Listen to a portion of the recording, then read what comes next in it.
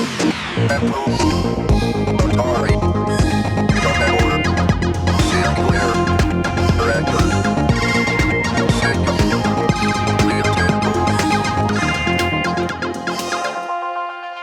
and welcome back to the channel, and today we are working on, well, you can guess what it is, can't you? It's an Amiga 3000. It's not actually my Amiga 3000, it's Lee's. He's a friend of the channel, and if you watched the previous video on this machine, you'll know that it's actually in remarkably good condition, except for one big issue, which is the clock area. Yeah, which is a bit of a disaster zone. So let me put this down because this is actually completely empty. There's nothing inside here. The logic board is actually on the bench here, you can see behind me, and it's completely in parts at the moment because I'm obviously in there trying to repair the clock circuit, as I just said. So what we're going to look at in this video today is the repairing of the clock circuit. I'm hoping I can do that. I've never done it before, and it's a little bit like my Amiga 4000. Yeah, if you have a look, I have an entire series on that machine. I received that machine in pretty bad condition because, again, a clock battery had leaked and wreaked havoc in that machine and really did a job on the memory system. And obviously a computer without any memory isn't a very good computer. It's not going to work. Now for Lee's machine, luckily it was actually the clock battery circuit that got destroyed by the clock battery. So this machine currently doesn't have any real-time clock. But I also understand that it uses the battery to back up a little bit of RAM, which stores some SCSI settings. I've yet to find those. I've actually read the Amiga 3000 manual. It doesn't mention it in there. So if anybody watching the channel knows about that, then please get in touch and let us know in the comments. It's not really for me, it's actually for Lee. I am going to fix that clock circuit no matter what, if I can. So I'm just interested to find out what exactly are these SCSI settings that it's meant to back up, because I can't find them. Now, as is the case often in Retroland, I had to wait a while for materials to turn up. So in the meantime, I've been working on other machines, my Apple Macintosh LC475, and I worked on the Apple II card recently as well. And that's still an ongoing project because the LC475 has problems with this video. So that's something I need to come back to. But I have received all the components. And one of those is a fan, which we're going to put in the power supply. I've got a Noctua fan to put in there. The fan that's actually in there isn't actually too bad, but it is a little bit noisy, and a Noctua is always going to be quieter. So it seems like a little bit of a no-brainer to replace that. A bigger issue is the hard drive, which is a Quantum LPS hard drive. Let me hold that up to you, which looks honestly absolutely mint. It's just in fantastic condition, like everything else in this machine. It does work currently. But I use the word currently for a good reason, which is that hard drives of this vintage, especially these LPS drives, they tend to die. And you can have a false sense of security. You can plug it in, turn the machine on, everything's funky. And then the next day you turn it on and there's horrible grinding noises and the drive is dead and you've lost all your data. And yeah, that's a bit of a pain. So what we'll be doing is we'll be using a blue SCSI. This is actually the one which is going to go into this machine. And I've made this off camera because this video is actually quite long. I just don't have the required screen time to show making one of these. I have an entire video on that. So if you want to watch that at some point, go to this link, or check through the contents on the channel, and you'll find I have a little mini series on making the blue SCSI, how to get Wi-Fi working on it on an Amiga. It's a fantastic device, very much worth using. But it has an interesting feature, which I think has been hit on by some other channels, but it's completely germane to what we're doing, which is we need to back up this drive, ideally, because I think it'd be quite nice to keep the original data on here, the original Workbench 2 installation. So I'm going to use this today to back up this drive, and then I'm going to use the backup as the actual drive. So we should end up with the actual data on here, on an SD card on here, and then we're going to use that as the boot drive for this machine ongoing, so that when I hand this back to Lee, he's going to have basically the original data on this drive, and then he can work out, what he's actually going to do with that drive in the future. So yeah, we've got quite a lot to do today. So let's crack on and have a look at the battery damage. So let's see if we can make some headway on getting rid of some of this corrosion. I'm not sure how well this is going to go, but well, we can but try. I've already taken out the riser card. There it is. And if I just show you the contacts on it, you can see that they're actually in very good, clean condition. And that's pretty much par for the course with this machine. It was kept in a very good environment, so generally it's okay. I will be putting some contact cleaner in the slot. There we go. Slightly off camera, but you can hear. There we are. So that's been done. I'm going to put a little bit of contact cleaner on here. There we are. After all, this is probably some kind of oxidization, right? So let's hope that helps with it.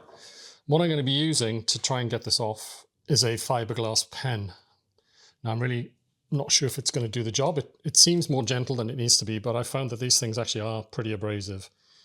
They also shed fiberglass heads, which is pretty nasty. So anyway, let's just try doing some mild abrasion. What I'm trying to do is just get rid of the corrosion, the oxidization or whatever it is that's built up. And what I want to see at the end is copper, ideally. Starting to see some copper already. And yeah, I think this is going to work. It's giving me a little bit more. Let's try moving this out of the way.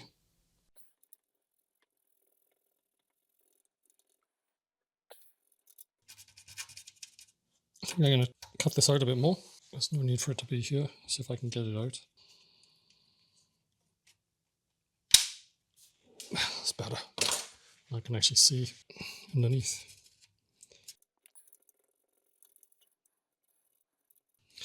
These are definitely going to have to come out, I think. Really haven't got any option, have I? There's a good chance, obviously, these are not working as well. It's probably going to be very difficult to get them out, but yeah, we're going to have to remove these.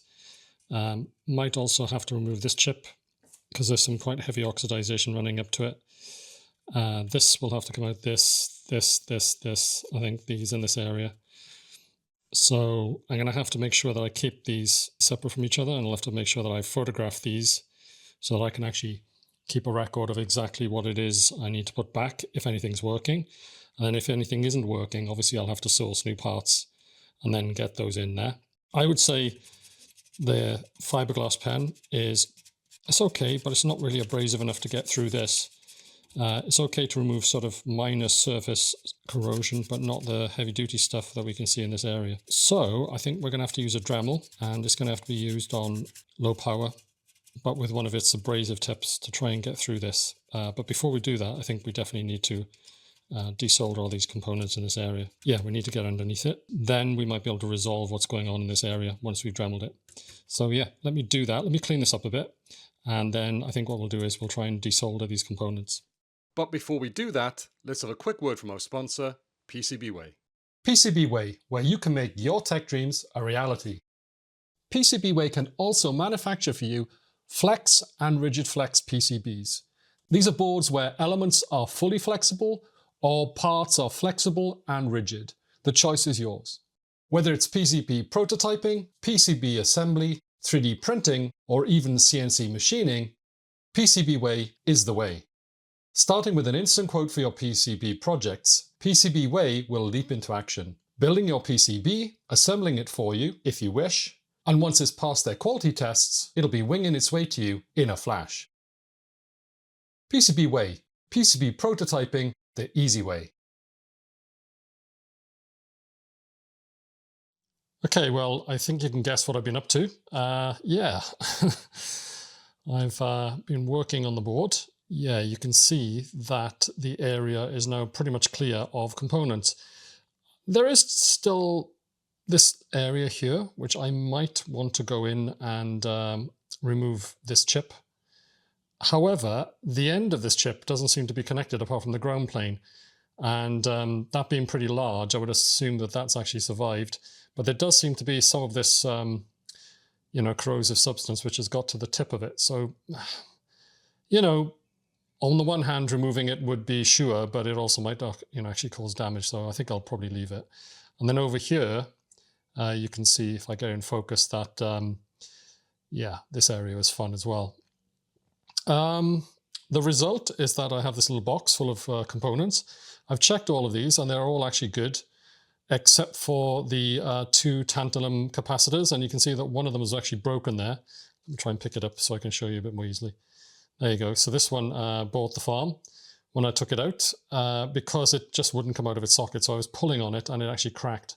I'm not sure if that's a sign of age or the battery juice, you know, causing issues with it, or yeah, whatever. But I was actually quite gentle. Don't worry, I wasn't trying to yank it out, but yeah, that gave up. I've measured all the others. They're all good. I think, though, going to order some new ones because these were, you know, sitting in corrosion for probably 10 plus years, maybe 15 years. So, you know, there's always the chance that, yeah, they could fail because of that in the future. So what I'm going to do is I'll get us set up so that we can see this in a bit more of a static way. And I'm just going to clean this area, get rid of this gunk here. This is just residue from flux, and the same over here. And then once we've done that, what I think I'm going to do is try out the Dremel in the middle, and we'll just see how abrasive that is and if it's suitable for carrying on cleaning up this area. So yeah, let's give that a go. So let's just get some alcohol on it so we can clean off this flux. When you apply heat to flux, it does actually burn a bit sometimes, and it can go quite dark looking. So let's see if we can clean this up a bit here.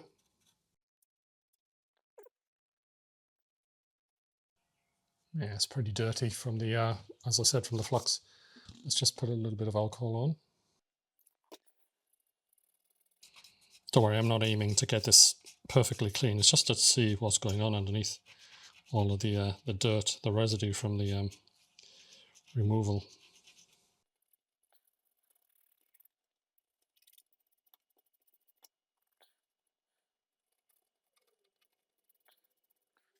Well, look at that. It's looking pretty dirty, isn't it? Let's carry on. Just trying to get it a bit cleaner before we start trying to use the Dremel. I'm pretty hopeful that the circuitry here is actually pretty much intact, I think. Like I said, I'm a little bit worried about this area here, where I'm going next to this chip. As you can see, the corrosion did run right up to it and underneath these components. That's why I wanted to remove them, so I could get a better view. And I think some of the green that's coming off here isn't so much necessarily the rust, it's just the, what's it called, solder mask? And the silk screen stuff. You can see it's actually, you know, got under it and destroyed it. So, yeah. Okay, well, I think that's diminishing returns. Let's just do one more bathing in alcohol. It's already looking a lot better.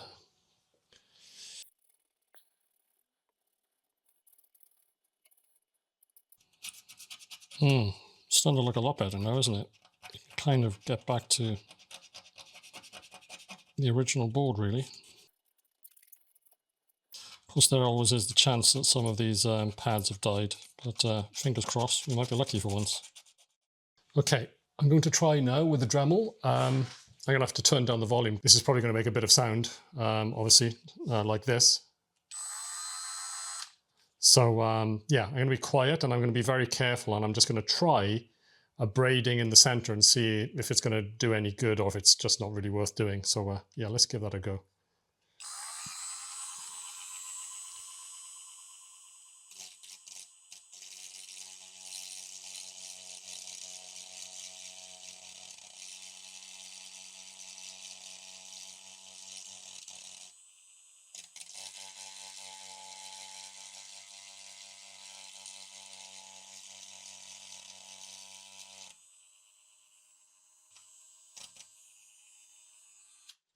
Interesting. It's actually producing a powder, so I'm going to have to clean that off so I can see what I'm doing. Just use deoxit for that. Let's just clean off this residue. It does seem to be working, doesn't it? It's a little bit violent, but I think if I'm very careful, it should be good. What I like about it is the fact that we're getting back to copper.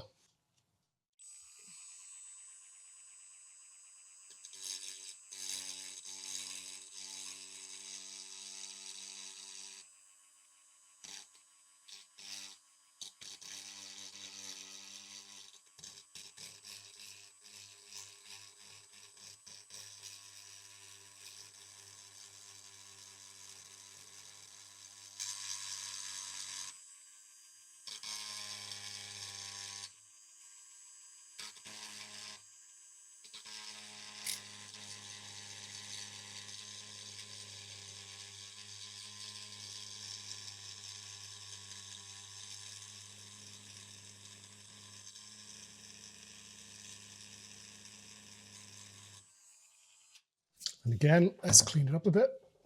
It's hard to see the wood for the trees.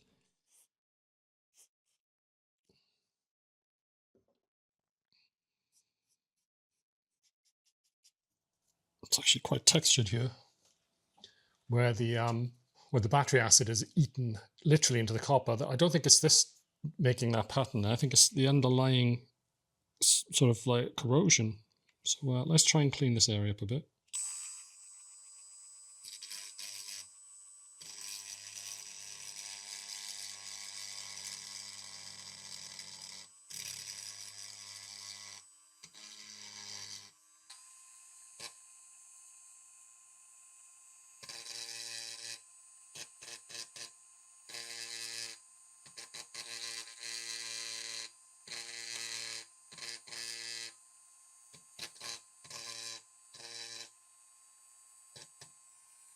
Yeah.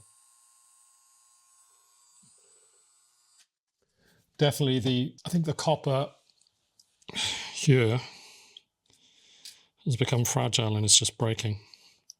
So I think I should stop there really. So let's just use a little bit of this contact cleaner.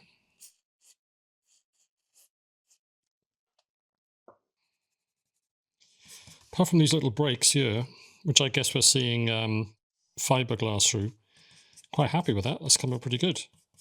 And I think we should just be careful not to go any further here. Don't worry about this. This is all one continuous piece of copper. So basically the signal's still going to get her through here. It's not going to be a problem or anything. But I just think we should stop, err on the side of caution. Don't really want to go any further than that, I think. I'm happy about this, because that was looking pretty bad, but now it's actually looking reasonable again.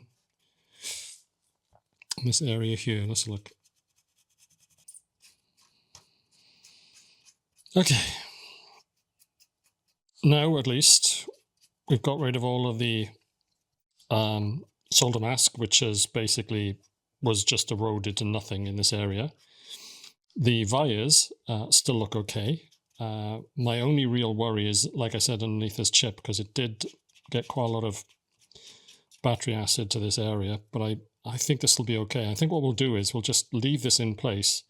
We'll try and rebuild the rest of this, and then we'll see if it works. And if it turns out that this is electrically compromised in some way, I think this pad here on the corner, this one here, is ground. If there's a problem with ground, then we might have to take it out and fix that. But my feeling is go for a light touch, just keep it in situ, and then hopefully we can just work around it, and it'll just carry on working. It's a 74LS logic chip, so it's nothing particularly special. So I think that if there is a problem with it, we should be able to get a replacement easily, which is good. And yeah, I think what we need to do now, I think, is just order the parts and wait for those to turn up, and then we should be able to put those back in. And then we can test it and see if we get life, if we get a working clock. The other thing as well, when I think about it, I need to get a replacement battery holder, don't I? Because we need some kind of power source for this. So yeah, let me just make sure that I make a note of that I actually have a proper coin cell battery holder so we can actually get this fixed as well. Right, I think that's good for now. Let's just leave that to dry, and I'm just going to put some more contact cleaner on it just to help keep off the oxidization. There we are. And it's a few minutes later, and the dust has had time to clear, as it were. And I've had a little bit of time to go over it with the fiberglass pen. And you can see that I've scrubbed there in this area to try and remove some of the oxidization in this area, and also up here as well. And I must admit, I was pretty disappointed that it broke through the copper plane there and there, you know, left these holes behind. But you've got to remember that this was basting in acid for like, I don't know, years on end. And obviously it took its toll. And underneath that corrosion that we saw, the oxidized copper, you know, it's pretty obvious that there was obviously some pretty deep damage there. You could see that. And I've got to be philosophical about it. And the good points are the actual traces in the area look in pretty good condition. There's some dark little spots there on that trace right in the center there. I'm not sure if that's a break. If it is, then we can just tin over that. In this area, it looks good. I mean, basically, the circuitry in this area actually looks like it's pretty much intact. Not sure about there, that corner, it does get pretty close, so we'll have to have a, to test that, tone it out with the multimeter.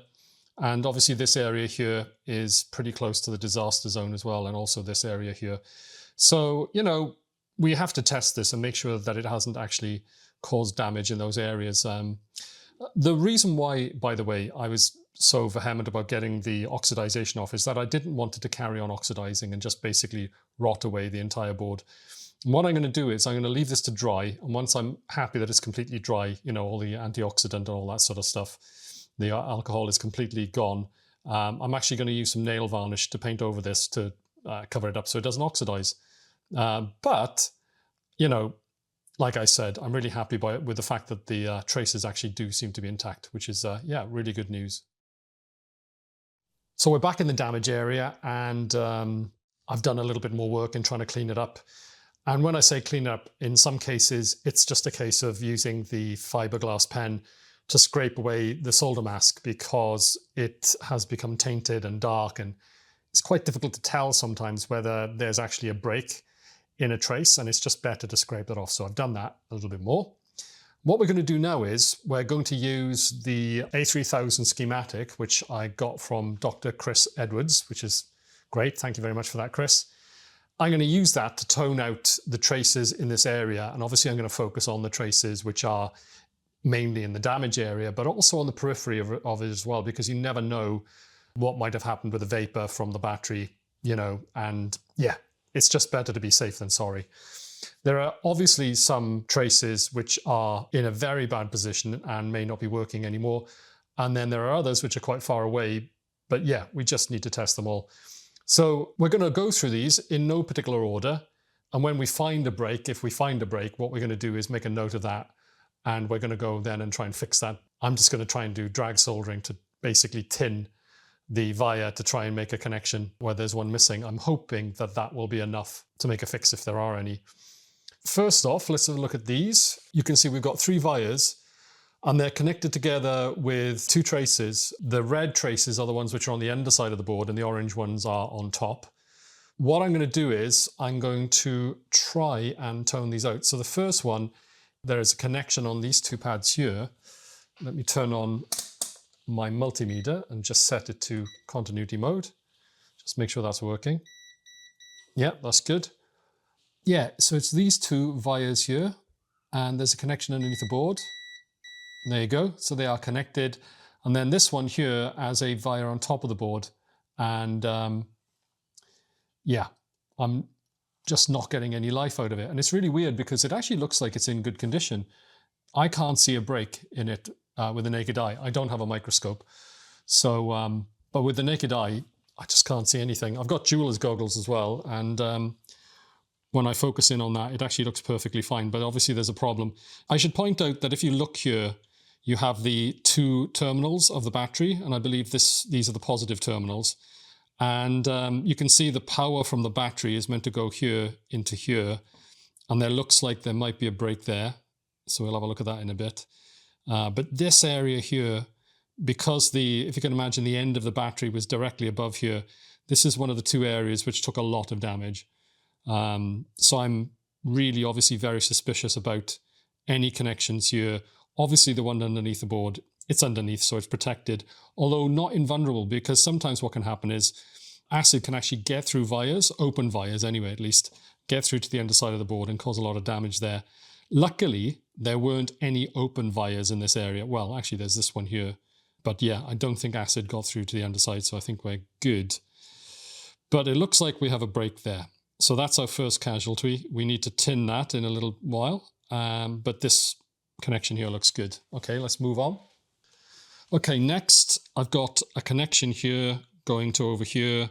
And then I've got a connection from this via here going to this one. These are on the periphery of the damage, although you can see the damage does go to here. So I'm hoping these haven't gone bad. Let's have a look. That looks good there. And then here, yeah, they're okay. So we can cross those off our list. They look fine. Onwards. Okay, so this one's a pretty massive one. So I don't expect this to be broken. But if you remember earlier in the video, this area here was very badly damaged from the acid, but it's cleaned up reasonably well. And you can see that when I was desoldering, it's actually incidentally tinned itself. I didn't intend to do that. I'll probably do that later. So let's try from here to here. Looks good. And I know that this connects underneath the board via another thick trace, as thick as this. It goes underneath to here to here. So let's have a look at this. Yeah, there we go. And then if we go over here, obviously those two should connect together. So this looks fine. I think power comes along this. I think this might be the 5-volt rail maybe. Okay, onwards. Right, so the battery terminals here and here, they are connected underneath the board with a via. So let's have a look at they're connected together. Yeah, they are. That's good. That's fine. And then the power goes from here over to here. So let's see what we get here. So in there, and then nothing. And I can see a little dark mark there. I've got a feeling that's a break. You can actually see this one. Like I said, you can't see that one, which is bizarre, but you can physically see a little dark mark here. And I've cleaned this with the fiberglass pen. So I think that's a physical break, which we'll have to fix. So we've got to fix this and we've got to fix this. They're both broken. Okay, onwards. Okay, next, the capacitor here. This one's quite a big circuit, actually. It goes from here to here. That's good. And then from here to here. That's good as well. And then it goes from here to, I think, one of these pins here. Yeah, this pin here. So, interestingly, although this is on the edge of the battery damage, you might have expected there to be a bit of a break there. It actually looks like it's fine. So that's good. Onwards. Okay, so this one is the connection from here. There is a trace that goes under the board to here. Yes. And then there's a connection from here over to this pin here. I think it is. That's good. Oh yeah, there's one thing I should mention. I'll put my hand up. When I was desoldering this, I accidentally broke this. Sorry. Yeah, so what happened was I mistook this one for this one. This hole, I was trying to clear the hole, and when I did that, the via actually came out and became detached from the board. I've actually managed to solder it on the underside of the board. There's a bit of solder there in case I need to connect it to anything. And what I'm planning to do is I'm going to put the resistor, I believe it goes from here to here, and I'm going to get the leg and I'm going to move it over here a bit, and then I'm going to bridge from the leg to here, and that will keep that connection. So even though the trace is here, obviously there's no good because the actual via is gone there. So yeah, that's a bit of a pain, but yeah, it's repairable. So yeah, we'll get that fixed. Okay, let's move on. Right, over to the other side of the board, and there is a resistor here. Is it a resistor? No, actually from here, let's see, yeah, it's from here to here. It's quite big. It's a 1 kilo ohm resistor. And the first part of it we want to check is this here, which goes from here up to a pin up here. Yeah, that looks good. Right on the edge of the damage, so yeah, definitely that could have gone. And then over here, the other terminal goes to here, and that's fine. So this one is fine. Then we've got this here, which is a capacitor, and I believe it's connected together under the board. Yeah, so this capacitor, I think, is something that actually stores power in, I don't know if it's 5 volts or something, but you see them all over the board. For instance, you see these here. And if you look here, you'll see that these are actually connected together. See that? Yeah. And then this leg as well. So all of these tantalum capacitors, these little ones, they seem to be everywhere. I guess these are as well. Let's have a look. Actually, no, not these ones. But these ones over here definitely are. So yeah, unfortunately, that one broke when I took it out. But yeah, we're going to replace it with new anyway. So yeah, they're both fine. That's good. This trace here, very thin, right on the edge. So obviously a candidate for being damaged. And it goes under here. And I believe it comes out all the way up here. So let's have a look. Not getting anything. No, there we are. So I think there is a connection there. It's just a little bit. It's probably because the solder on this area here is a little bit tainted and I haven't cleaned it fully. So it's probably making an intermittent connection with the needle. So let's try it again. There we are. Yeah, that's fine. So it's like I thought. It's because this has become corroded a little bit, and therefore the pin wasn't going through. There we are, that's fine. Cool, so what do we need to fix? We need to fix this trace here. Obviously it's not working. It looks like it is, weirdly, but it isn't, we know that. Then this here, which actually does look like it's broken, and it definitely does appear to be, so we'll have a go at tinning that, and hopefully that'll fix it. And then when we put the components in, I've got to remember to make sure that I go from here, as I said, over to here to make these connect together. Because yeah, they're part of the same circuit. So yeah, that looks like what we've got to do. And first, let's actually just tin these and see if we can get a fix. So just turn off the multimeter just to save the battery. Let's turn on the soldering iron. What I'm going to do is put a very, very tiny amount of flux on here. Just a tiny bit. Obviously, it's such a small area that even a tiny amount is actually quite large, really. Okay, that's it for those two. Yeah. And what I'm going to do now is I'm going to put a little bit of solder on the iron, and then we're just going to try and go over that area, and hopefully it will cause a bridge, not between traces, but between the gaps in the trace. Not done this before, so wish me luck. There's a little bit of solder on here. So this is future Chris. I'll save you from the minor debacle that kind of ensued from that point onwards. So actually what happened was, as I was trying to bridge over those traces, you have to apply heat to do that, and they're very, very thin, and also compromised by the amount of acid that's been on them. And cut a long story short, this particular L-shaped one here gave up the ghost and actually started delaminating from the board. I actually should have anticipated that, and I suppose not even bothered to try and drag solder over them, because as I said, they were so much in the bomb area. This is the main area where you would have had acid. It was pretty obvious that you were probably going to have issues with those traces. In fact, it's amazing that they survived at all. I mean, this one obviously had a break in it. I think it was break at two ends, actually. And yeah, as I said, it's just delaminated. So, plan B. When I was repairing my Amiga 4000, what I had to do in many circumstances there was use magnet wire, which is very thin wire that would be wrapped around a coil to make an electromagnet. And that's quite often used in these kinds of repairs because you can, it's insulated naturally. It has an enamel coating on it, and you can then burn that off in other places and then use that to create connections. Now, in this particular case, what I'm going to do is I'm going to use a little piece of wire that you can see that I've bent here. This actually comes from one of those little wire ties that you use to, I don't know, hold together a bag of bread or something like that. The only thing is, there is obviously copper nearby, so I've got to be careful not to get it on that. And the reason why I've used this wire is I did actually try using a piece of leg from a resistor, and I'm just going to put that in your view so you can see it as well. There we go. And it turns out that the leg on a resistor is actually thicker than this wire. So this wire is actually pretty fine. I found that that matters because not only does the wire have to go into the holes to keep the continuity going, you know, for the connection to go from this wire to this wire, but you also have to leave enough room in the hole for the component that's actually meant to go in there as well, obviously. There's no point in, you know, bridging this connection and then finding that you can't actually put the component back that needs to go in here. So this wire looks like it's a fix. I've left this one out so you can actually see it. It's just bent. You can't make it incredibly neat really because the bends are so small. I use these tweezers, which are, to be honest, they're not the best in the world. But I did actually manage to bend it into shape. So I'm just going to pop that back in there so it doesn't fall out. There it's back in now. Good. So that's ready to go. That's ready to go as well. I am a little bit worried about the copper in this area. You don't want this to touch that. So what I might do is I might preemptively put a little bit of nail varnish here now.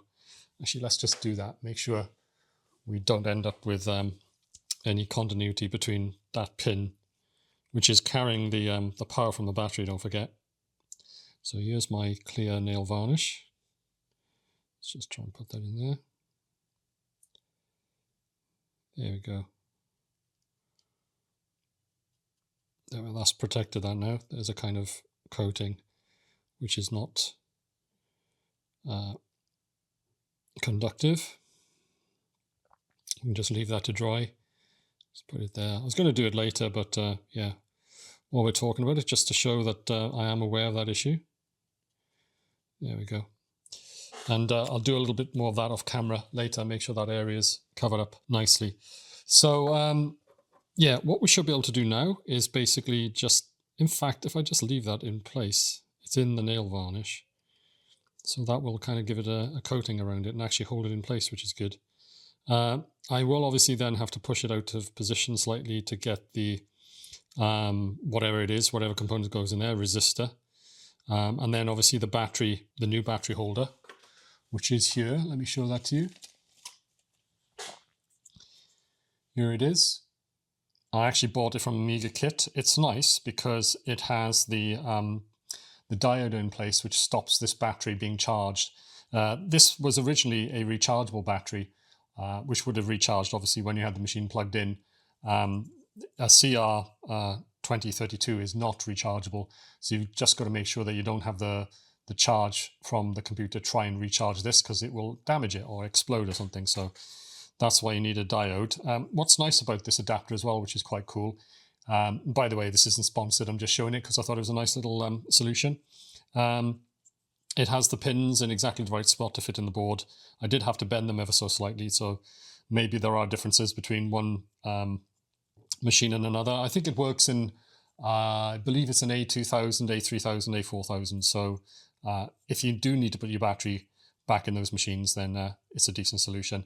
And this machine is relatively rare in that it does, I believe, need the battery to power the BIOS. So that's what I'll be using. And if you actually look at what they've used for the pins, they're header pins, which are quite thick. So obviously we've got to make sure there's enough room in those wires for that to go through, plus the fix that we've done. So yeah, that's what we've got in place. That's our solution. And what we'll do next is we'll start soldering in the components. So a couple of days has passed. I've been busy with other things, and obviously the nail varnish is dried by now. And I just want to check before we carry on if we still have continuity. Now we know on this via here that we have a trace under the board that goes to here. And then that goes over to here, so this should be okay. Yeah, that's fine. And then from here to here, we should still have continuity. There we go. Yeah, we do. It's a little bit intermittent, and I think it's because some of the nail varnish must have gone on here. So we just got to make sure that when we solder this in, that it burns through that, and we, there we go. So I think it's going to be fine. So let me just turn off the multimeter. What we're going to concentrate on first is we're going to do the left-hand side of the board here. So there is a capacitor here that goes from here to here. Interestingly, when it was soldered in very close to the board here, rather than being in the middle. And I think the reason for that is because if you do put it in the middle, it's actually very close to this chip. So I'm going to replicate the way that was soldered in. I'm going to put it in basically touching up against here. And then we're going to have quite a large lead that loops over and comes into here. And here we have a 1 kilo ohm resistor, which goes from here to here. I've already got these components and bent them into shape because that can be quite fiddly. And the way I'm having to film this is I actually have the camera sitting on the logic board. It's the only way I can actually get this particular camera close enough to the board so you can see this in any detail. What that means is I don't want to be flipping this over to solder the underside very often. So I'm going to try and keep that to a minimum. I think it may also require that I put the component that goes in here. It's a resistor. And the reason for that is I want something to poke through here to hold this in position. And I also want something to poke in through here as well to hold this in position, because otherwise when I flip the board over, there's a good chance this one will fall out. This hasn't actually been held in with anything, so that's obviously liable to fall out. So yeah, before we flip the board, I think I'm going to put a resistor here, just to make sure that that's in place and that this gets held in position. But first of all, let's just get these put in the board. There's a little bit of resistance in the leads for these, so we may find that they actually hold in the board quite nicely just through the tension. So let me try and put this in position.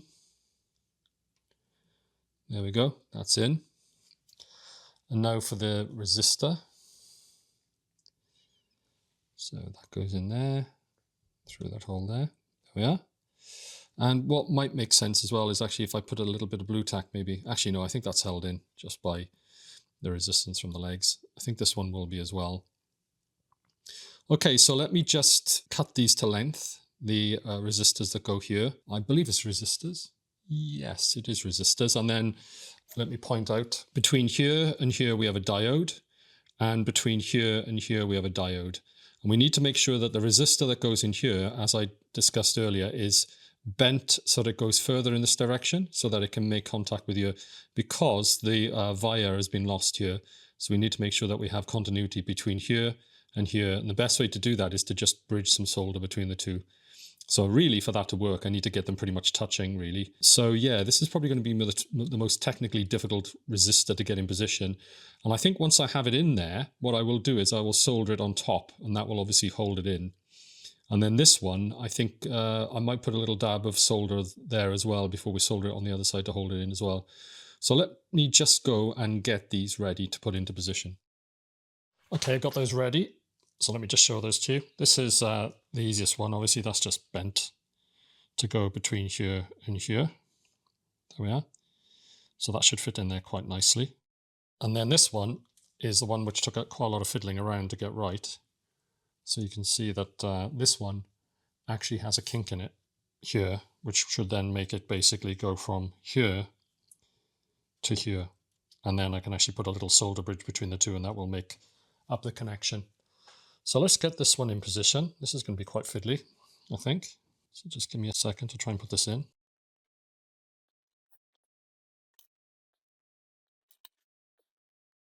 There we are. This is actually physically touching here, but I'm going to solder these two together. So it looks good. Now for the other one.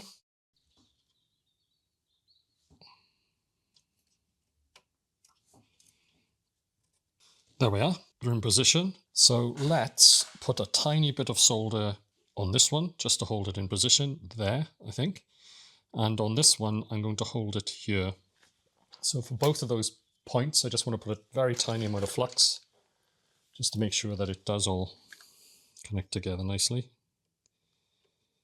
And some solder goes into the wire. And here, we're just going to solder this on the other side. Let's turn on the soldering iron.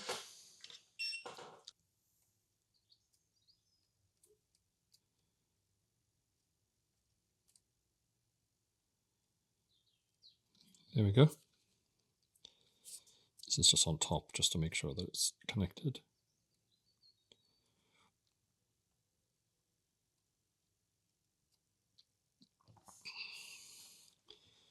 Now here, this is going to be the tricky one, I think.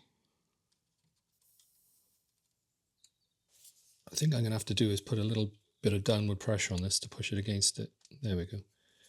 Now let's try again. I think that worked. So tricky. Let's have a look at this. Yeah, those two are connected together. Probably impossible to see on camera, unfortunately, but from the side, there is a blob of solder between here and here. And this is definitely connected to this here. So let's try and show that. So this is now a circuit. This should be a circuit. Let's have a look here. Yeah, it is.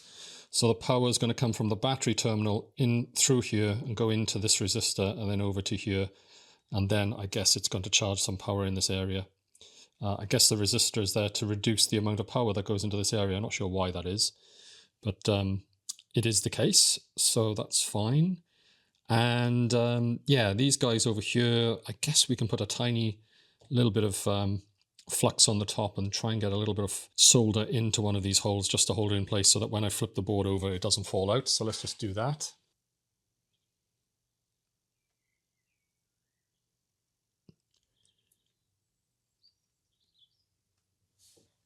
Yeah, that's good. We got that there. So we're going to solder these on the other side. Don't worry. I'm just doing this to just make sure that they don't fall out. Good. Next, let me put in the capacitor here. Again, this is one I prepared earlier because it has to go into a very specific position like that. And again, I'm going to put a tiny dab of solder here.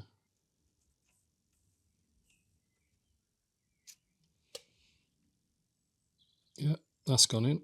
They're all held in position nicely. I guess it's the diodes next. One thing that occurred to me was when I was going to put it in place is that if I put the leg in there and another one there, there's actually a bit of a chance it could actually touch this ground plane.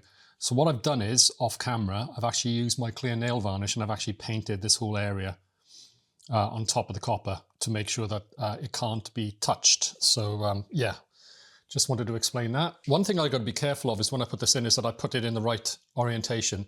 Diodes, you know, they let electricity flow in one direction. So you've got to be careful, obviously, that you put the diode in the correct orientation. Otherwise, it's not going to allow the circuit to work as planned. So in this case, I need to make sure I put the band, the dark band of the diode, facing in this direction. So that has to go in there. There we are. And I'm not going to push it all the way through. I'm going to leave it proud like that because, as I said, just want to make sure that it doesn't make any contact with the legs. That's good. So the dark band facing in this direction towards here. Now for the other one. And this one actually goes in the opposite direction. So again, we've got to make sure that this goes in the right way around. So let's try and get this in. There we are.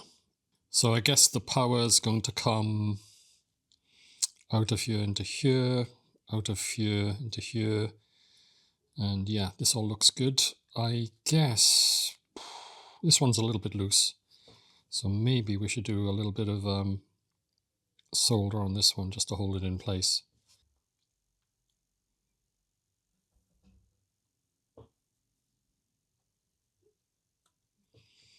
There we are, that's gone in there.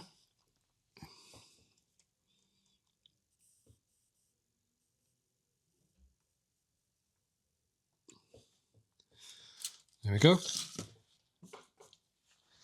And next I've got this capacitor. It's a Nichicon and it's going to go into this position here. In the original footage, the band was in this direction towards this terminal here. So I'm just going to make sure that I check that, make sure I've got the right orientation. There we go. And this one, we're just going to have to rely on mechanical friction to hold it in place. And before we go any further, I think what I want to do is just flip this over and solder all these in position, just to make sure they don't come out.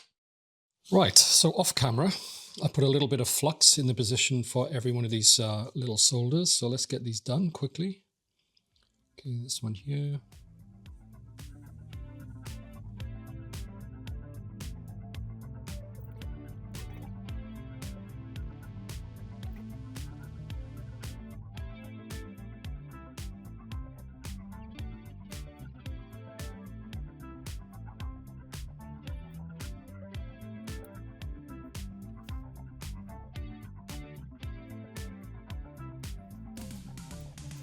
Okay, so that went reasonably well. So let me run you through how it went. These over here, these are the ones which are closer to that chip that had, I think, in fact, let me think, this must be the chip probably that had corrosion heading towards it. These all went in fine. Some were a little bit resistant. Don't forget that the vias would be still probably a little bit contaminated with battery acid, so that's a bit of a problem. This particular one here, this is the capacitor, the large capacitor, the blue one. This terminal went on fine into this via. This via, no matter what I did, would just not take any solder into it. So that was a real pain. To the extent in the end, well, what I did was I flipped the board over, bent the capacitor to the side and then soldered it in from the top because the top seems to have been less problematic for some reason. I don't really understand why. So yeah, we'll have to keep an eye on that, make sure that's okay. Over here, these went in fine, this went in fine. There's actually an extra resistor here that you didn't actually see me put in earlier. It's a 100 kilo ohm resistor, and I realized when I flipped the board over, I hadn't actually put that in position. So off camera, I just flipped the board back, put that in, and soldered that in, and I think that's this one here. So yeah, everything is basically in place apart from the battery holder. So what I'm going to do now is to flip the board back over, and using my multimeter, I'm going to check the connections as much as I can. But yeah, we've basically got 90% of the components back in place. And fingers crossed, everything is going to work out okay. Yeah, so let's just flip it back and I'll do a little bit of toning out to see what's going on. And we'll see how things are going. So before we put this in, let me just tin this area a bit. I just want to make sure that we have a connection between the terminal of the battery and this whole area of copper. Just trying to spread this out a bit without it getting in the hole. There we are. It's a nice thick piece of tin there. So that should hopefully make sure that if we don't get good connection, what I'm saying is I can basically make sure that that solder goes up against the leg. We've got to get it through there as well, and there as well, I think, for some reason. Anyway, okay, so let's just try and put the battery in place.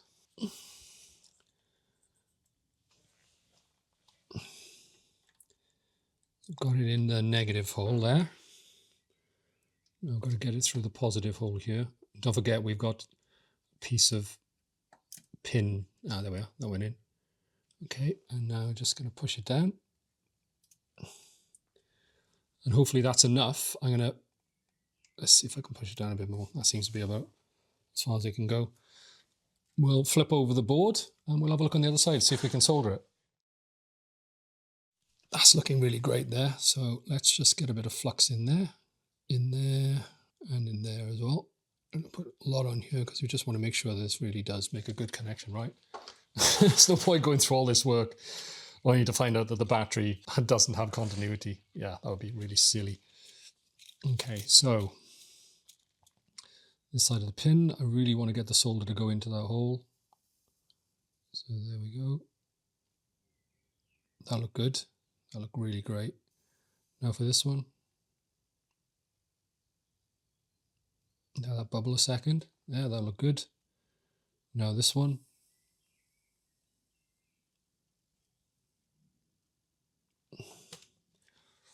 Not so happy about that side. Let's try and get around the other side and get some in there as well. Okay.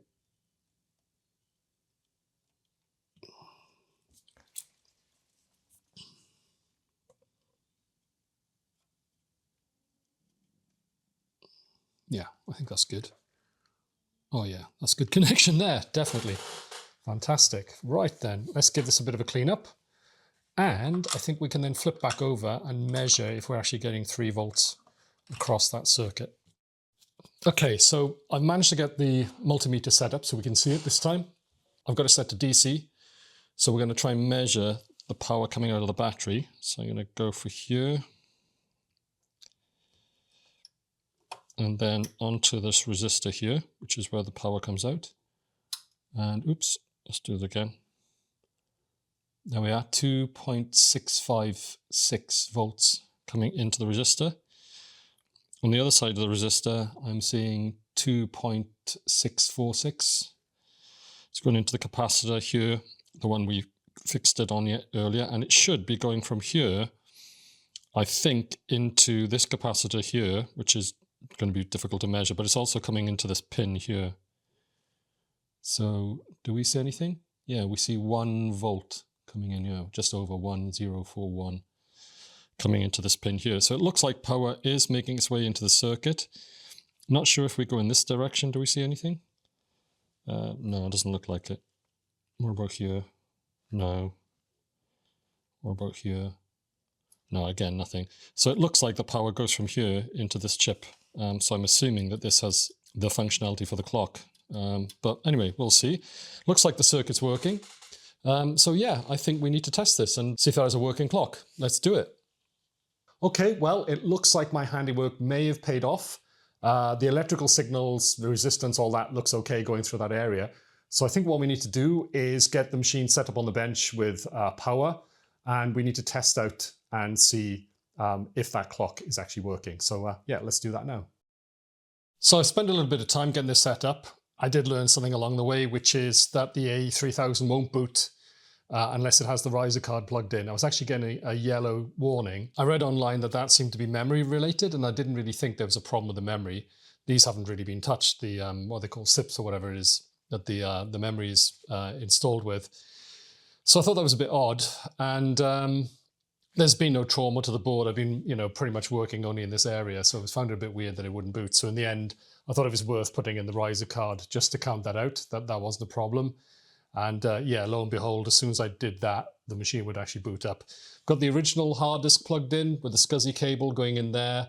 I've got the floppy drive connected as well, and I've got my Raspberry Pi mouse with an adapter, so it'll actually plug into an Amiga, a USB to Amiga adapter.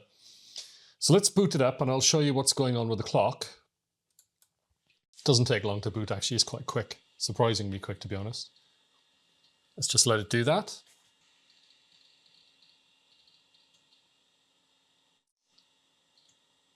This is actually stock. I've not changed this installation. I'm planning to copy sysinfo onto it so we can have a look at it a bit better. But apart from that, this machine is exactly the way that Lee purchased it. And later on in this video, I'm planning to back up this hard drive onto an SD card using the Blue SCSI. So that'll be interesting to see if that works. I understand it does work, so that'll be an interesting process, I think. So let's open this up. Work files and system is where Workbench is installed. And we'll go to preferences and time. It's set to 9 minutes past midnight. It's actually not. It's actually later than that. So let me set it to the real time. Let me just check what that is. Yeah, the time right now is actually 1:31 a.m. So let's just do that. 1:31, and we'll save that. And then we're going to just turn the machine off. Let's just wait for a while. Just make sure that, you know, any sort of residual voltage that could be in the capacitors is actually drained away to make sure there's actually this battery that's doing the job of backing it up. And then we'll boot up and we'll see if it's actually working. Fingers crossed. I think that's enough time. Yeah. Okay, let's boot it back up. Here we go.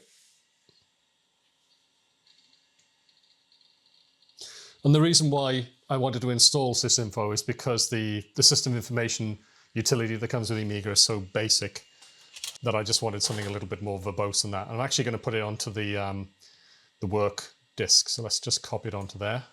Oh, that's weird. Why did it do that? Let's try doing it like this. Sysinfo. Yeah, there we are. That's okay. I thought it was a bit strange. There we are. So we've got that. Shows the disk drive's definitely working great, which is cool. Right then, let's go back to system and preferences, and let's have a look at the time again. And there you go.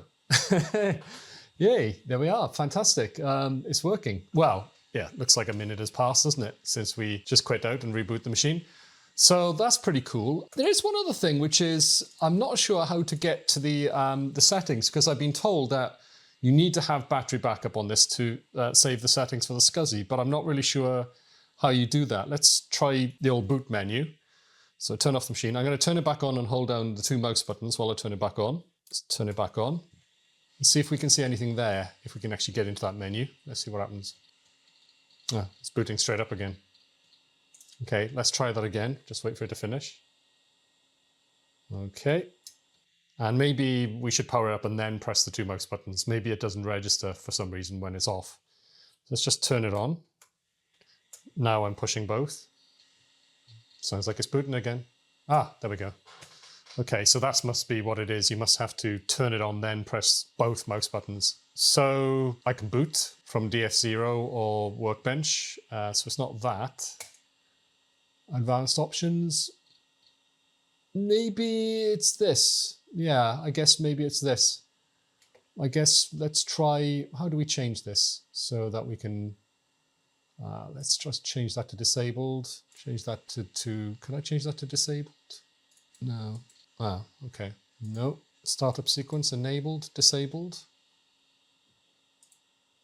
Not quite sure how this works, to be honest. Maybe it's just these settings. Let's try turning this off. Disabled and the boot up state. Yeah, that's disabled. Use. Okay, and then let's turn it off. So I'm assuming that those settings have been saved into some kind of RAM somewhere, non-volatile. Well, battery backed up RAM anyway. So let's turn this on again and hold down the mouse buttons. I'm holding them both down. I hope it goes into the menu again. It has. Ah, seems to have gone back to the way it was. Enabled again. Yeah, everything seems to be the way it was. Okay, not quite sure what that is. Yeah, so I'll have to do a little bit of research and find out exactly what it is this battery backup is meant to do as well, apart from the clock. But I assume that it's actually meant to back up a little bit of RAM, like a kind of mini BIOS. So yeah, I'll have to do a little bit of research into that. It's a bit strange, isn't it? Let's just check preferences again and time. Yeah, there you go, look, perfect. So definitely the clock is actually working. We've actually got that working again. So fantastic. Hope Lee is very happy with that because as you can see, it was quite a bit of work to get that working again. But yeah, the machine now basically has its battery clock working once again. Fantastic. The clock is working. Great. I'm absolutely over the moon about that because I really didn't know if I was going to be able to get that working again. There was quite a lot of damage in that area, and as you saw, it required quite a bit of bodging. Well, 2 bodge wires isn't too bad, but it looks like we have a working clock in the machine, and the machine is still functional. So yeah, I'm very, very happy about that. The next thing we're going to do is we're going to get the fan replaced in here. We've got a Noctua ready to put this in, and this is going to make the machine quieter, obviously, which is quite nice. So yeah, let's crack on and get the fan put into the PSU. So what we have here is the A3000's power supply, and I'm going to have a look at this. I'm not anticipating any major problems, and that's mainly because the rest of the machine has transpired to be in very, very good condition, as we saw in the previous video. Possibly it wasn't used that much back in the day, and also the way it was stored has led to it having pretty good longevity, which is really good. Now, there is a fan, and these fans usually run at full tilt, and they're usually pretty noisy. I know from experience from my Amiga 2000. So what I generally do is I take these out and then I replace them with a Noctua fan. I've actually already bought the Noctua fan. This is actually a couple of months actually after the last video. And I ordered this a while ago, plus a blue SCSI. And so these have been waiting for a while for me to actually get some time to do this. And this should be a direct replacement for the fan that we have in here. Not sure how this is wired up, but it should be pretty simple to replace it with this. The only complicating factor is that this has 4 wires. This will almost certainly have just 2. So I need to do a little bit of a check on the internet to see which 2 wires are the same as we'll actually find inside the power supply. So let's open it up and have a look inside. Actually, I don't think it's these, is it? I think it's these. Yeah. These allow you to just flip the lid off from what I've seen online. Keep those there. Keep those for later. Okay, let's turn it around and try opening it this way. Okay. All right. Okay, well, that hinges pretty well. And it's interesting. It's actually got a little connector there. Can you see that? To connect the fan, so you can actually remove the fan. This is something I should try and preserve, I think, because it's quite nice to be able to actually unplug it. In my Amiga 2000 and 4000, from what I remember, it was just hardwired to the board. So it's just interesting to see that they've actually gone to the expense of using a little connector there. And that's kind of typical of the A3000 because it was quite a high quality machine. It's like Commodore didn't really skimp on almost anything really. So let's unplug that. Weirdly, they've sort of passed it through there. I'm assuming that this, I guess there's not really that much room in the top of the case to get that cable through. So yeah, they've had to thread it through there. So I'll probably have to do that at the end. Okay. Actually, before we do anything else, does it actually work? That's a good point. So let's just check this.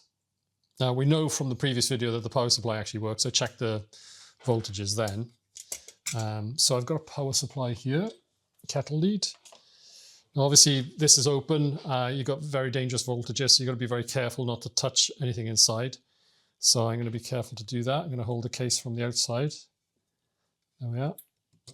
Could you hear a little spark when I plug that in? So let's see what happens when I press the on button. There you go. Runs okay. It's actually not that noisy, to be honest. It's pretty good. And it's blowing air out of the power supply. Now, it's funny because I always see a little bit of debate online as to which way it should be. A lot of people think that you should probably blow cold air into the power supply. I suppose the only downside to that is that you're also potentially blowing dust into the power supply as well and into the machine in general. So I'll probably go with the way the Commodore did it and have it blow air out. At the end of the day, what it's going to do is it's going to draw air in through the, let's just turn it off, through the vents at the top here. and the side. And that cooler air will go through here and obviously cool the items down inside. So that should be fine, I think. So let's unplug that. So I think what we're going to do is I'm going to take off the fan. I'm going to cut it in the middle so this fan can actually, well, maybe here. So this fan can actually be used for something else if I need to, because it actually is in pretty good working order, to be honest. And then what we're going to do is we're going to connect this to the Noctua, and then we'll mount the Noctua blowing out of the case, as we see here. And that'll be the fan. Now, what I want to do is I want to check inside the case to see if I can see any sort of residue from the caps in there. I'm just having a look. And there aren't that many small caps, I should say. There's a couple of big ones here, 3 quite large ones. None of them are bulging. And they are epoxied in at the base, which is a bit of a pain. But that's very common. It's to stop them vibrating. So I'm just going to use this cotton bud to get in there at the bottom and just go around. There's a couple of small caps here, you see. There's no kind of fishy smell there. This area actually looks completely dry. I can't really believe there's anything there. Nothing. It's kind of what I expected. The caps actually look to be in very good condition. Now, this machine, from what I've seen, is from 1989. And because of the fact that it seems to have had light use and it was stored very well, I'm not anticipating these caps having any problems. And I don't think it's really worth it at this point to remove everything and recap things. You know, like I said, there's a big debate really out there whether you should just recap everything as a matter of course, because very often what you find is, an example would be these components which were actually taken off the logic board. And these are actually right from where there was battery damage. You would tend to think that these would all be broken, but in fact they're all in working order. They're all perfectly fine within spec. And that's right next to the battery acid. So because it's from 1989, before the capacitor plague, I've got a feeling that the caps are going to be absolutely fine. And probably the best thing to do is to rely on Lee to inspect this every now and again, every couple of years, have a look at the capacitors, see if there's any leaking going on, maybe measure the voltages and just do some maintenance, and then deal with the capacitors when they start to fail rather than, you know, just replace them, as I said, willy-nilly. I think there's plenty more use that he'll get out of this power supply before he has any problems. So let's just unplug it. And what I've got to bear in mind is that it's just been plugged in, so I shouldn't really put my fingers inside there because obviously there could be some charge left in caps. Let's just put that out of the way. So yeah, this is the fan that we need to deal with. So I think the first thing we need to do is just get it off here. So let's do that. These seem to be very specific screws, so make sure we don't lose those.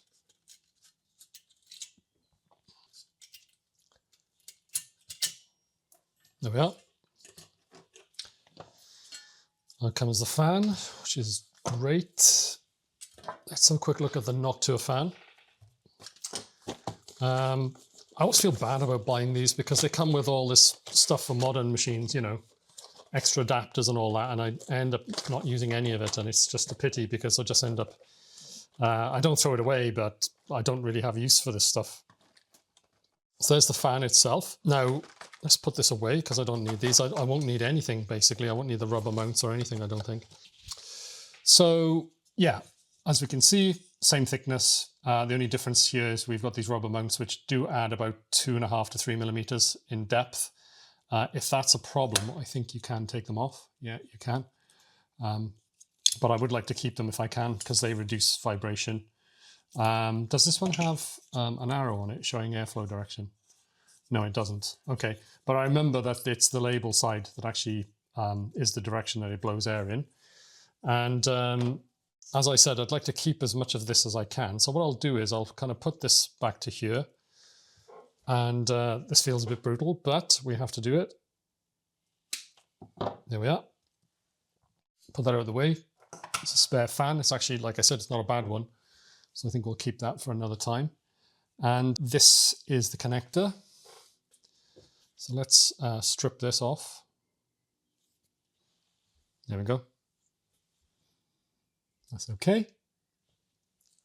And what I'm going to do is, you know, we're going to cut this here and we have to strip this back.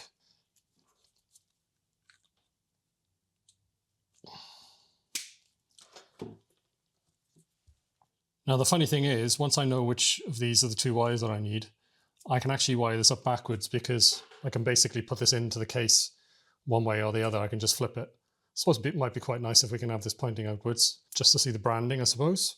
The other thing is, should I put a resistor in line with this? That would then allow me to drop the voltage from 12 volts down to about 7, I think, and would make it run a little bit over half speed. Let's just try. I think what we'll do is we'll try it at full speed, see what that's like in terms of the noise, and then take it from there. So yeah, let's try and trim this a bit. There we go. That's a bit better. And yeah, let me just check which of these 4 wires are the actual live neutral. So apparently the color scheme is yellow is live and black is neutral. So let's strip these back. Let's just braid these a bit, twist them. There we are. And I think I've got some shrink wrap here somewhere. Let me have a look. There we are. So what I need here is some of the big stuff, because this is actually quite big.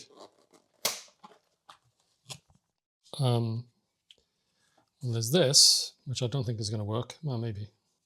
It does work. Okay, that's good. So let's then, shall I braid these? Which way shall I do it? I think it's much easier if I actually twist them together first. So this should be, I think, live. I'm going to solder these, don't worry. There we are. Let's put a bit of flux on there.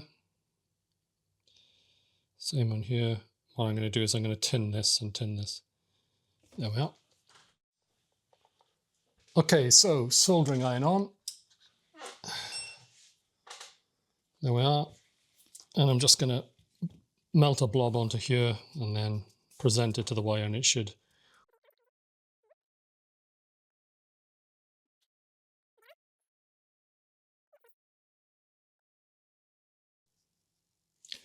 Great. Just turn that off for a second. It's a really nice soldering iron. It just heats up super quick. So when I'm not using it for safety reasons and power saving, I turn it off immediately. Okay, so that's done. We need to test it before we do anything else, before we get all cocky and think that it's actually working. And I'm expecting to plug this in, turn it on, and have the air blow out this way. So let's see what happens. Try and stand it up if I can get it to stand. There we are. Okay. And what happens?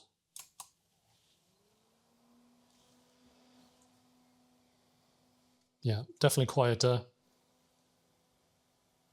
And it's definitely blowing outwards. Great, got it right first time, fantastic. Let's turn that off. Okay, so what we need to do now is cut off these spare wires because they're not needed. These are the PWM speed control. And what we need to do now is somehow get this. Well, actually, these can definitely short against each other, can't they? Yeah, I'm going to have to unsolder one of these to put some shrink over it. 2B shrink stuff. So there we are. Okay, next, put this on and put it back together.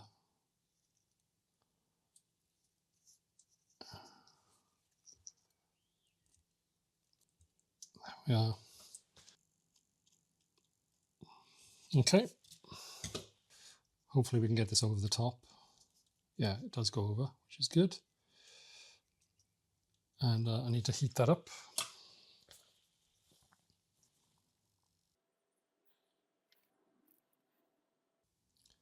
Oh yeah, that's shrunken on nicely. And try and get it all to fit inside the bigger one.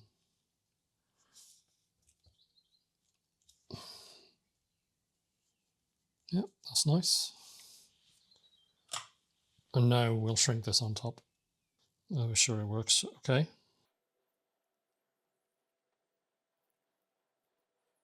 There we are. That's on pretty good. Nice and tight. It's good. Obviously, that's going to help give the connection a little bit of strength as well. Give a bit of extra support. There we are. Let's turn that off. Okay, so now we have to reassemble. Do I want to attach this to this first? Yeah, I suppose. Let's just put this in here. Okay, so let's put these back in. Reverse them up first, make sure we get them in their threads.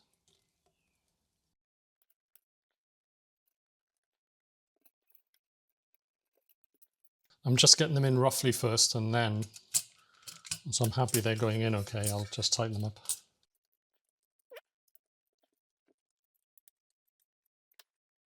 That's in good. Okay, so let's again thread this through here, which is going to be a little bit tricky, but this is longer now, so it should make it a bit easier. Come on, through you go. That's it, and I've got you. Connect it up. Get it the right way around. There we go. Okay, does this fit in nicely? This cable being longer is a bit of a pain actually. So let's pull it through here a bit and then tuck it in here. Okay, what we need to do now is just try and get this on. There we are. Okay, that I think rotates now. Down into position. We can put these back in. Oops.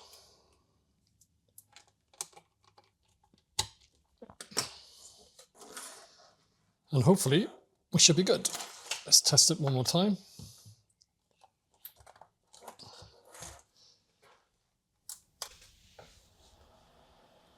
Fantastic. There we go. Knock to a fan in, ready for action, much quieter.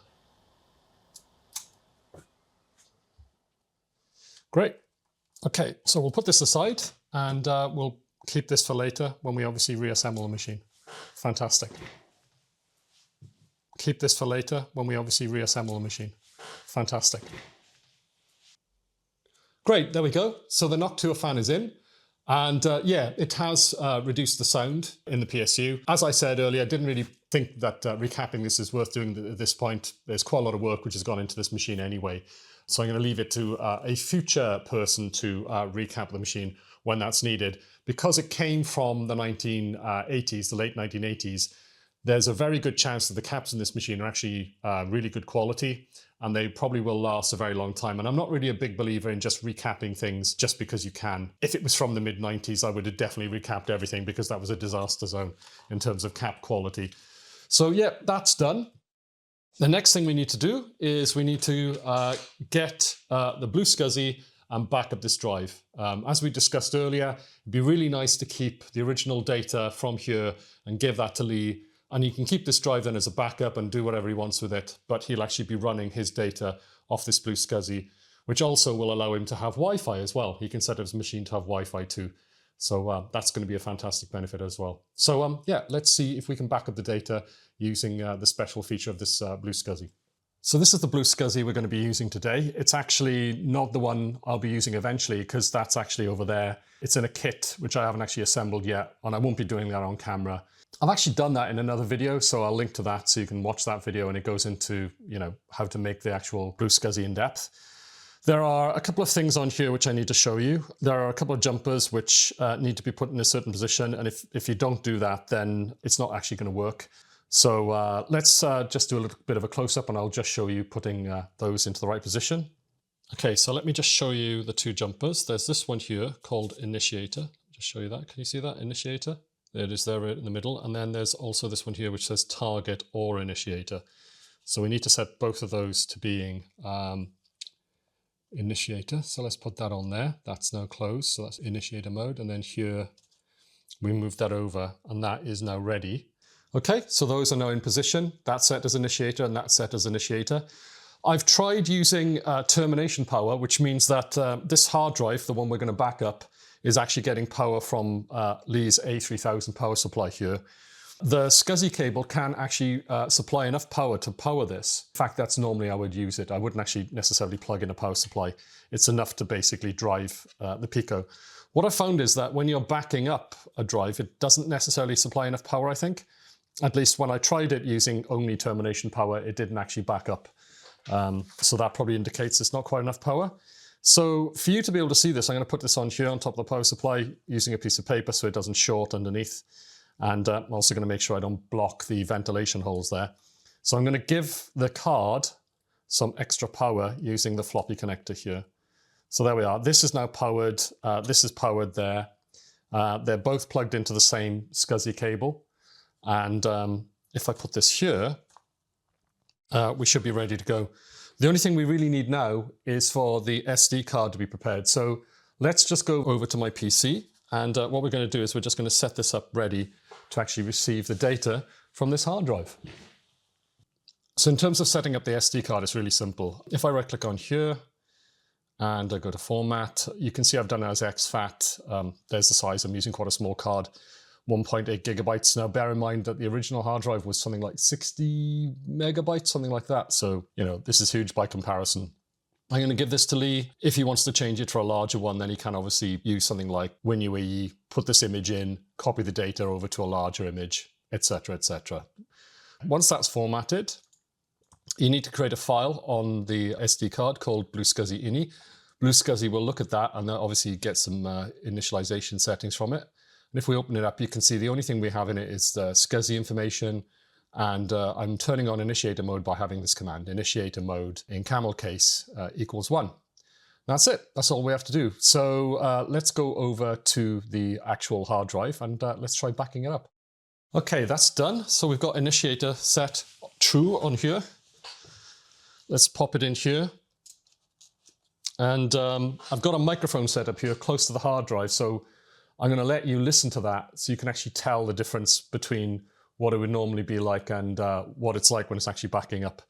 So we're going to turn on the power. Hopefully we won't get too much power supply sound mixed in with that. So let's do that. There's a power LED on here, blue. You'll see that turn on, solid. And then on here, you'll see an LED flashing, well, not flashing, it sort of blinks to indicate that it's actually doing something.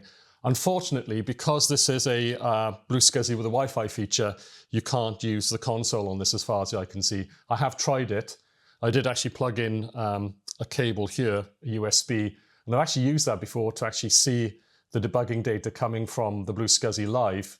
But in this case, it just doesn't seem to work. And as far as I understand, that's a feature of the Wi-Fi version of this. So I guess if you do have the non-Wi-Fi version, you could try it. And then you would actually see serial information, which would tell you live, I guess, how the backup is going. And that would be, to be honest, much better. Because really, the only thing you can use to tell if it's working and to tell when it's finished is the sound of the hard drive. So yeah, you have to pay attention to that. And that's why I'm going to try and record that for you now. So let's turn on the power. There we go. There's the power LED. And you'll see this blinking.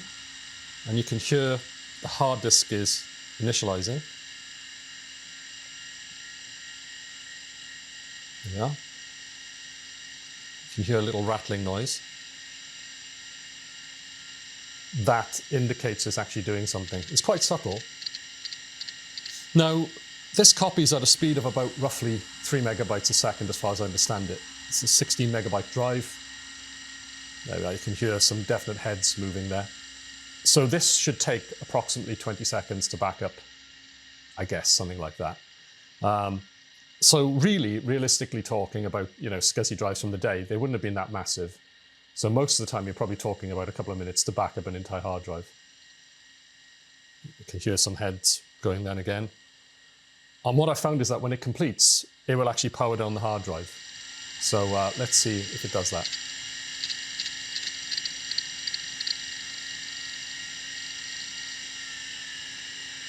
There you go. Did you hear that? The drive seemed to power down, so I think that's worked. So what we need to do now is turn off the power. We'll go over to the Windows PC and we'll have a look at this image and we'll see if it's good. Okay, let's put in the SD card. Should appear, there we are, there it is. It is HDA file and it's 51 megabytes in size. That looks good. Let's have a look at the log. And just expand this out a bit so you can see a bit better. Okay, SCSI read speed, yeah, showing the percentage of completion. Going all the way through and all the way through to 100%. And it says there, finished imaging drive ID6. Fantastic. So if we have a look, it is HD6, SCSI ID6, logical device 0. So we should be able to take this back over there, modify the setup so that we can now use it as a hard drive, and we should be able to boot from it. So let's give that a go. Okay, we've got the micro SD card with the data on it, and it's set up correctly. It should be ID6 because of the file name. So we need to unplug the power. Do we need to unplug the power? Yeah, I think so. Don't think we need the power now. And this end here, which is going into the hard drive, that needs to go into the computer. Let's just unplug that and unplug this. Hopefully that's the last time this will have to do any work. Can use as a relic. I need to take the bracket off it, actually. So let's plug this in here. Just need to move the floppy drive out of the way. Let's pop that on here for a second and get this the right way around. There we are, there's the key. Okay, that's plugged in.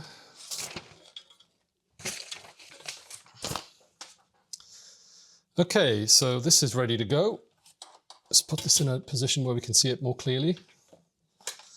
Actually, let's just get this piece of paper back so we can put it here. And we should be ready to go. And let me think, that's that, that's that. Turn the monitor on, otherwise we won't be able to see what we're doing. And I think what we'll do is, to start off, just make sure I've got the monitor right, is I'll just take out the card so we won't be able to boot. There we are. Let's turn it on. What we should get is the kickstart screen. There we are. Monitor's come on. There you go. As you can see, I can't boot, so turn this off. Now, hopefully this time, with this plugged in and the data there, it should try and boot from it. Let's give it a go.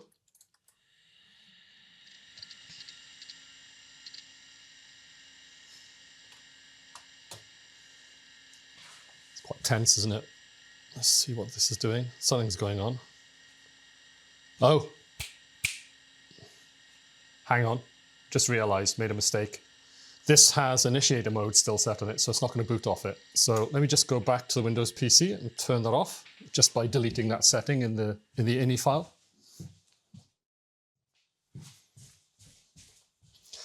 Okay, yeah, that's fixed. Right then, let's try again. This should be it this time, hopefully. Turn it back on. And the other thing you can do, you can set various values in that ini file as well to, you know, tell the Blue SCSI exactly what to do.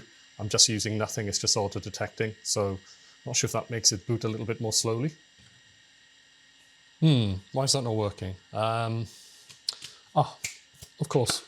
Yeah, if we've taken initiator off the ini file, we also need to set those jumpers not to be in initiator mode, right? We want it to be in target mode. So yeah, of course. Yeah, so let's just take that off, initiator mode, put that on there, and then we'll put this into target mode. I guess we don't need this. Let's just try it without. I don't think it needs the extra power. Okay, let's give that a go. Fingers crossed, third time lucky.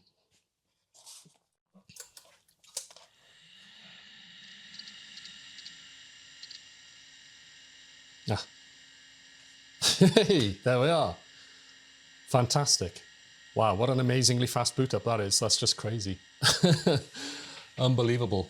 Great. Okay, so that image is now ready. Not only is it ready, but we've backed up the drive. So if we have a look here in system, there it is. Everything's great.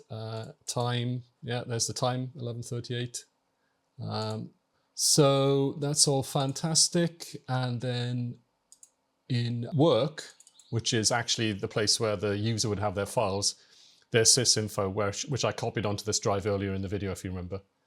So yeah, this is actually a direct replacement for that drive now, which is great. Really happy I did that. And all I need to do is obviously make Lee's Blue SCSI and then I can swap this in, and I think we're ready to put this back together.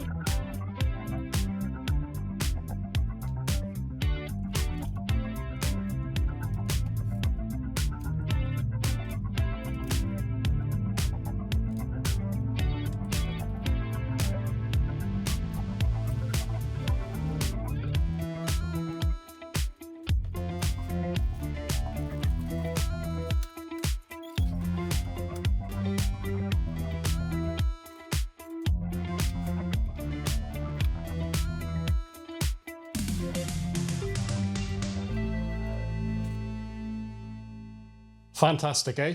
At last, the A3000 is fully working again. And I must admit, when I started this process, when I received the machine awfully quite a few months ago, I think it was last August or something like that, I was a little bit worried that I wouldn't be up to the job. You know, the battery damage was quite extensive, but I did have some pretty good experience repairing my A4000, which had extensive battery damage in it. And I thought to myself that, you know, one of the things I noticed about the damage was that it was very concentrated. This A3000 had been sitting nice and flat on a shelf, and it looks like the battery acid didn't, you know, flow in one direction or another and take out large areas of the logic board, which is really, really good. It did do an amazing job of foobarring the clock, of course. The clock was completely dead. But apart from that, it actually was in really good condition. One thing that people have asked me is, does the VGA actually work? And the reason for that is that the VGA circuitry, I should explain that this machine is unusual in all the Amigas in that it has a flicker fixer. And what I mean by that is it has a special little bit of circuitry that gets rid of interlace flicker. So you can use this with a VGA monitor, and you can basically get a rock steady image. Yeah, let's put it that way. Now, I hadn't actually tested it before, but it was a good point because that circuitry is very close to the clock. But because, like I said, I didn't see any damage of the circuitry in that area, I didn't really think there would be an issue. Anyway, let's prove the point. This is actually a VGA monitor. Well, it's a more modern VGA monitor, which means it's not quite as sharp as a real one. But anyway, it's receiving a VGA signal, and as you can see, it works perfectly well with a VGA flicker fixer, which this is plugged into. There's a little port on the back which says VGA, and this is plugged into it, and as you see, it works perfectly fine in VGA mode. So yeah, that shows to Lee that, you know, his machine is completely functional. We've got the clock working again. Like I said, it's not really that useful, but I thought that, you know, if we're trying to get this machine back to being completely renovated and, you know, ready to go and use, then it was worth to get that working. I have been told that there are SCSI settings, but I'm not quite sure how you access those, or at least ascertain if they're being saved correctly. The clock circuit does seem to be working, so fingers crossed, if that is needed in some way, then you know, that's all functional, because yeah, it looks like we've got that circuitry back up on its feet. I'm very happy that it's turned out like this. I think, you know, it's a fantastic machine, definitely something I would like to have in my collection. I'm very happy to have an A4000, so really, honestly, I'm fine. I've got my Amiga 2000, I've got my Amiga 4000. I'm lucky than a lot of people. So yeah, I think it was fantastic that Lee managed to find this machine, and that, you know, the battery damage wasn't more extensive and, you know, didn't wipe out other areas of the board. It's in a very good condition, this machine. And it's I think it's one of the most charming designs that Commodore made in the Amiga range. And yeah, definitely something that anybody would want in their Amiga collection. Anyway, this video has gone on for a very, very long time. I understand that. So if you did enjoy it, please give it a good thumbs up. Hit the like button if you could. And if you're new to the channel and you enjoyed this video, then please also subscribe. When you do subscribe, please make sure you hit the bell, the notification button, because if you don't do that, you won't hear about any other videos that we produce in the future, which is a bit sad. I quite like it to have an automatic notification when somebody releases a video. And then it's up to me if I want to watch it or not. You know, you don't have to watch the videos, but it's quite nice to know that something new is available and ready to watch. Anyway, as I said, hope you enjoyed this video, and until the next one, take care and have a good day.